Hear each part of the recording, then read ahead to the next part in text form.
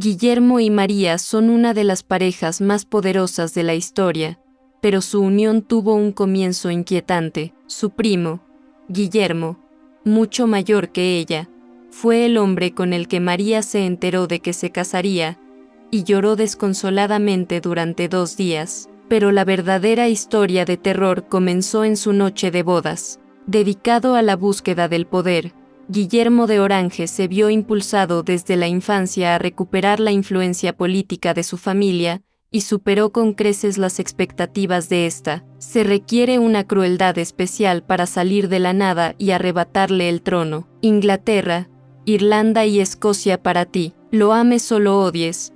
El controvertido reinado del rey Guillermo III fue memorable. Nacido en la República Holandesa en 1650, fue hijo único de María, princesa real, y del difunto Guillermo II, quien murió de viruela tan solo 8 días antes del nacimiento de su hijo. Guillermo II era el príncipe de Orange, lo que significa que gobernaba Orange, un estado en lo que hoy es el sur de Francia, y este título era hereditario. Así, Guillermo III nació como príncipe de Orange. La madre y la abuela paterna de Guillermo tenían una relación tensa. En su testamento, Guillermo II nombró a su esposa tutora de su hijo. Sin embargo, el documento aún no estaba firmado cuando murió, lo que lo invalidó. Al enterarse de esto, la abuela de Guillermo III exigió que se la nombrara tutora, alegando la juventud e inexperiencia de su madre como justificación.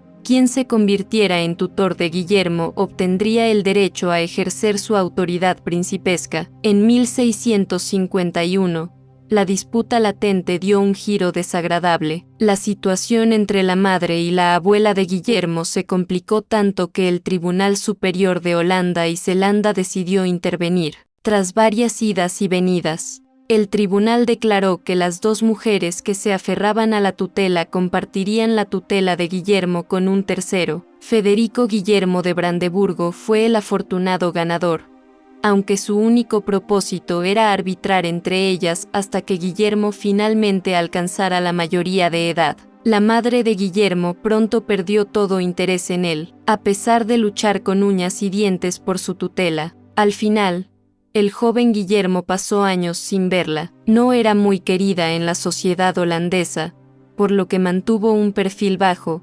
prefiriendo pasar tiempo en Alemania y Francia, lejos de su hijo. Oliver Cromwell fue un político y militar inglés que lideró las fuerzas parlamentarias contra el difunto abuelo de Guillermo, el rey Carlos I, durante la Guerra Civil Inglesa, y definitivamente no le gustaba el estilo de vida del joven Guillermo. Cromwell temía que el potencial ascenso del príncipe en los Países Bajos pudiera eventualmente amenazar su propio régimen político en Inglaterra. Cromwell estaba decidido a impedir que Guillermo obtuviera influencia política real. Las provincias neerlandesas sometidas a Holanda aún no habían cubierto el puesto vacante de titular de Estado, cargo que Guillermo II había ocupado, y tras la Primera Guerra Anglo-Holandesa, Cromwell estaba dispuesto a todo para impedir que Guillermo III lo consiguiera. Para ello, introdujo una cláusula secreta en un tratado que había firmado con Holanda.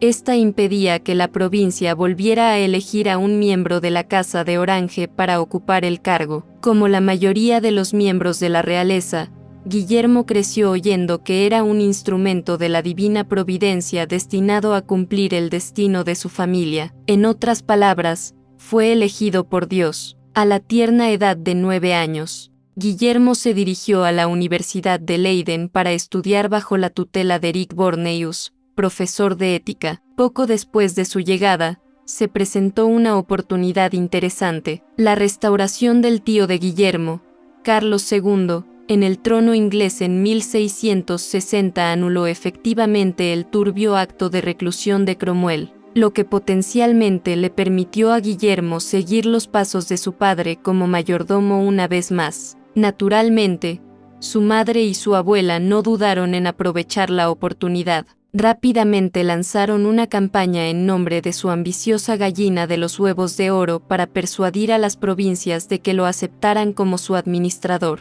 Al final, sus esfuerzos fueron en vano. Todas las provincias negaron su apoyo, presumiblemente porque Guillermo III solo tenía 10 años. Providencia divina o no, ninguna región aceptaría de buen grado a un líder infantil, algo que sus tutores definitivamente deberían haber comprendido desde el principio. Mientras Guillermo continuaba sus estudios universitarios, la tragedia los azotó. Durante su segundo año, su madre, algo ausente, murió de viruela durante una visita a su hermano, el rey Carlos II, en el Palacio de Whitehall en Londres. Cuando el pobre Guillermo se enteró, se dice que rompió a llorar y sufrió un terrible ataque de asma, habiendo perdido a sus padres por un pequeño toro, un padre al que nunca conoció y una madre a la que apenas conocía.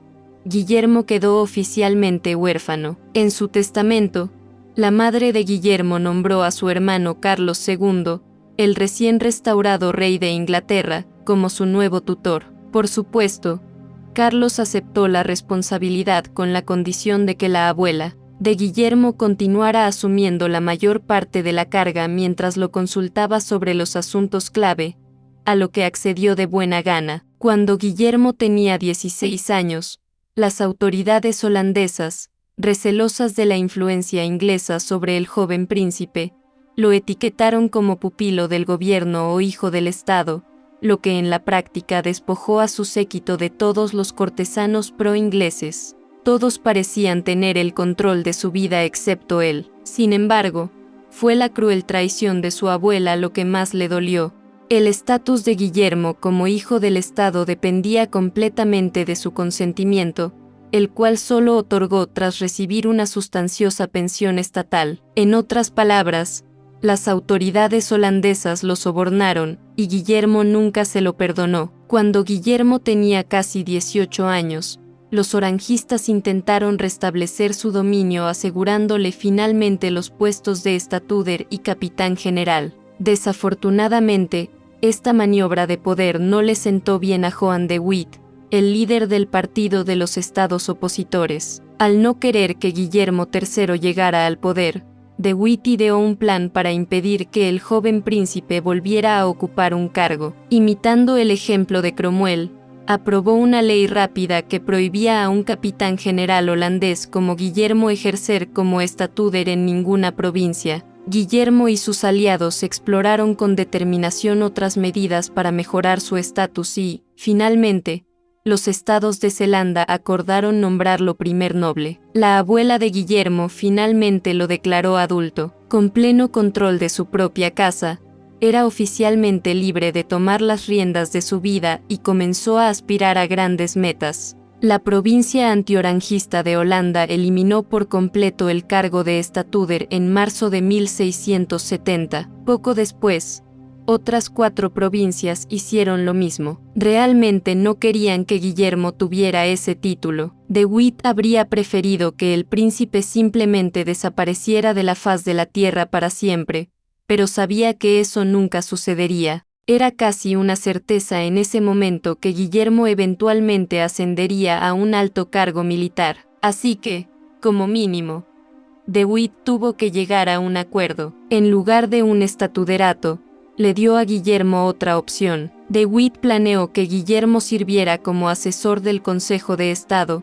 el órgano rector responsable del presupuesto de defensa de los Países Bajos. En cambio, el Consejo le otorgó plenos derechos de voto tras su nombramiento el 31 de mayo de 1670. Mientras formaba parte del Consejo, Guillermo finalmente logró negociar su camino para liderar las campañas del ejército holandés. De repente, estaba superando a de Witt en su propio terreno. Cuando Francia y sus aliados atacaron los Países Bajos durante el catastrófico año de 1672, se convirtió en un hito para la República Holandesa. Impulsada por la ira y el terror, la marea política giró contra de Witt y sus aliados en un abrir y cerrar de ojos. Los estados de Holanda repentinamente buscaron el liderazgo de Guillermo al nombrarlo su estatúder. El ascenso de Guillermo llamó inmediatamente la atención del rey inglés. Intuyendo una oportunidad,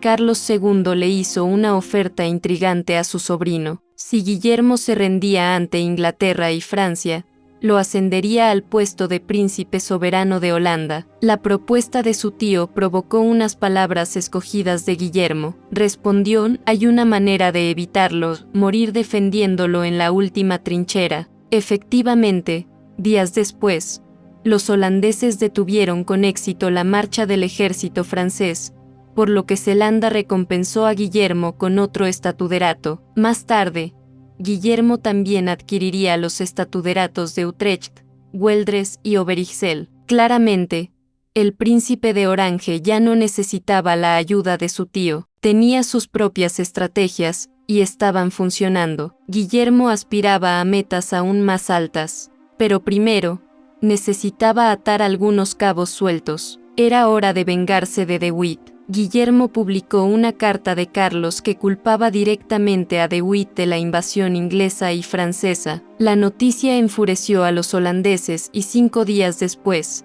De Witt y su hermano fueron brutalmente asesinados por una milicia civil orangista en La Haya. Cabe decir que, a medida que crecían las aspiraciones de Guillermo, su moral se desplomaba y apenas estaba empezando. Guillermo despreciaba a los franceses con el fuego de 1000 soles ardientes y era un acérrimo anticatólico. Desconfiaba del rey francés Luis XIV, quien, según él, intentaba establecer un gobierno unipersonal en toda Europa. Al mismo tiempo, Guillermo era un devoto protestante, que se estremecía ante la idea de que un católico pudiera suceder algún día a su tío en Inglaterra. La estrategia de Guillermo era doble: desviar la atención del rey de Inglaterra de todas las medidas profrancesas y, de alguna manera, encontrar la forma de insertarse en la línea de sucesión inglesa. Ninguna de esas tareas sería fácil, pero Guillermo era astuto. Dado que su tío Carlos II no tenía hijos legítimos que lo sucedieran, Guillermo ya tenía cierto derecho al trono inglés. Aún así, necesitaba reforzar sus posibilidades, así que se propuso casarse con su prima hermana, María, hija del hermano del rey Carlos II, Jacobo. Aunque Guillermo y María tuvieron un comienzo difícil, con el tiempo se enamoraron perdidamente. Su relación con su suegro católico, en cambio, fue otra historia. Guillermo y Jacobo pasarían el resto de sus días como espinas clavadas el uno para el otro. El rey Carlos II murió en 1685 y su hermano ascendió al trono. Ahora, el rey Jacobo II, el hostil suegro de Guillermo, tenía repentinamente todas las cartas en la mano, así que, con el rabo entre las piernas, Guillermo intentó llegar a un acuerdo con Jacobo persuadiendo al nuevo rey para que se uniera a la Liga de Augsburgo, una coalición antifrancesa. Guillermo esperaba que, dejando de lado las diferencias teológicas, al menos pudieran llegar a un acuerdo para despreciar juntos a los franceses. Pero cuando Jacobo se negó, Guillermo dejó de ser amable. Su suegro tenía que irse. Ese noviembre, María de Módena, la segunda esposa de Jacobo, anunció que estaba esperando un hijo. Presa del pánico ante la inminente perspectiva de un nuevo sucesor, Guillermo envió una carta abierta a los ciudadanos de Inglaterra, expresando su descontento con las normas de tolerancia religiosa procatólicas de Jacobo. En respuesta, varios líderes ingleses comenzaron a abogar por una invasión holandesa de Inglaterra. Guillermo comenzó a preparar sus fuerzas en abril de 1688, pero se enfrentó a 2 problemas. Primero, María de Módena dio a luz a un niño, lo que socavó su derecho al trono al desplazar a su esposa. Guillermo tenía 2 problemas principales. Primero, el nacimiento del hijo de Jacobo significaba que su esposa, María, ya no era la primera en la línea de sucesión. Segundo, temía que el pueblo inglés no recibiera con los brazos abiertos una invasión extranjera. Aunque Guillermo no podía hacer nada con respecto al bebé, tal vez podría aliviar la tensión del pueblo inglés haciendo que pareciera que la invasión había sido idea suya. Pensando con rapidez, envió una carta al contraalmirante Arthur Herbert exigiendo que los protestantes ingleses más renombrados lo llamaran para invadir Inglaterra. Poco después, un grupo de la élite política conocido como los Siete Inmortales envió a Guillermo una invitación oficial para invadir Inglaterra el 30 de junio de 1688. Guillermo llegó al suroeste de Inglaterra 4 meses después con una enorme flota holandesa, 250 cargueros, 60 barcos pesqueros y 35.0 hombres. El apoyo de Jacobo comenzó a desmoronarse al instante. Los comandantes protestantes desertaron de sus ejércitos, y varios nobles ingleses anunciaron apresuradamente su apoyo al príncipe de Orange. Jacobo intentó oponerse a Guillermo al principio, pero pronto se dio cuenta de que no tenía sentido, así que, tras enviar emisarios para negociar los términos, Jacobo intentó escapar sigilosamente, pero unos pescadores locales lo atraparon. Más tarde ese mes, Jacobo volvió a escapar y huyó a Francia, a lo que Guillermo solo le permitió por temor a convertir accidentalmente al rey depuesto en un mártir. Sea como fuere, Jacobo se había ido, y así, sin más, Guillermo III conquistó Inglaterra, pero se sentía incómodo. Técnicamente,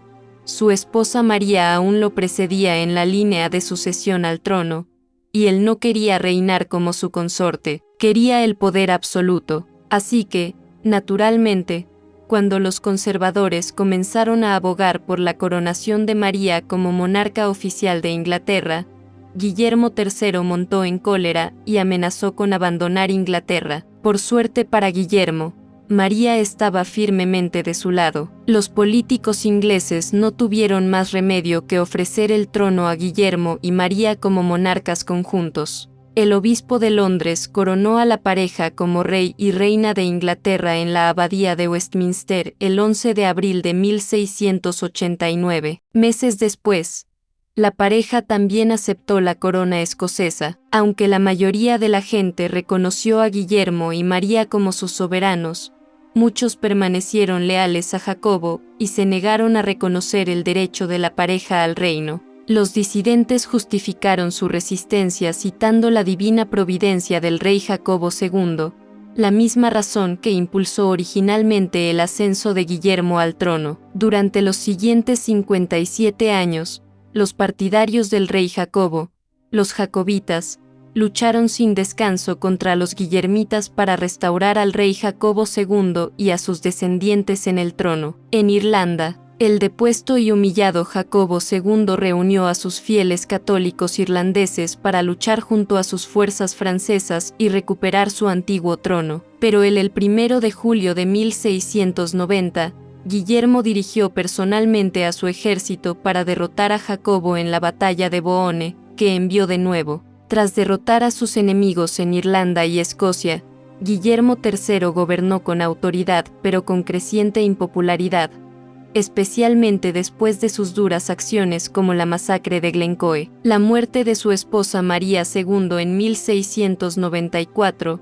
lo afectó profundamente y debilitó su derecho al trono, ya que gran parte de su legitimidad dependía de ella. Los últimos años de Guillermo estuvieron marcados por el deterioro de su salud y el apoyo público, y tras un accidente de equitación, falleció en 1702. Sin hijos sobrevivientes, la corona pasó a Ana, poniendo fin al reinado conjunto de Guillermo y María, recordado como un matrimonio poderoso, controvertido y nada de cuento de hadas. Gracias por ver Historias de Max. Si te encanta descubrir las mejores historias de la historia, dale a me gusta y suscríbete para seguir explorando con nosotros. No olvides visitar nuestra página principal, Factate, para descubrir más datos increíbles sobre todo.